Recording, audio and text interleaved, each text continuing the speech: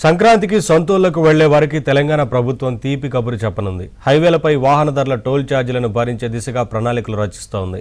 Toll ప్లాజాల దగ్గర traffic జామ్ల నుంచి ప్రయాణికులకు ఉపశమనం కల్పించాలని నిర్ణయించినట్లు సమాచారం.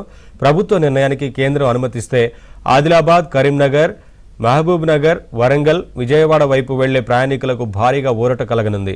ఏటా సంక్రాంతి పండుగ సమయంలో తెలంగాణలో ఉన్న ఇతర హైవేలన్నింటితో పోలిస్తే హైదరాబాద్, విజయవాడ హైవేపై తెలంగాణ పరిధిలో ఉన్న పంతంగి, కొర్లపాడు టోల్ ప్లాజాల దగ్గర ట్రాఫిక్ రద్దీ అధికంగా ఉంటోంది.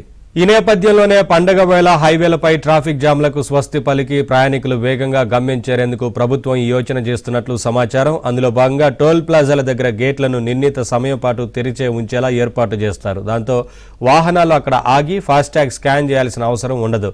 ఫలితంగా టోల్ ప్లాజాల దగ్గర ట్రాఫిక్ జామ్ కాకుండా వాహనాలు వెళ్తాయని ప్రభుత్వం భావిస్తోంది.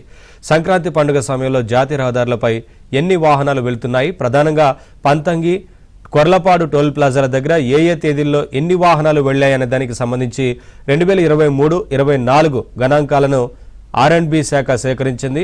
వాటి ప్రకారం ఈ ఏడాది పండుగ కోసం ఈ హైవేతో పాటు ఏ తేదీల్లో మిగతా టోల్ ప్లాజాల దగ్గర ఉచిత సేవలను అందించాలనే దానిపై ఒక నిర్ణయానికి రానున్నారు.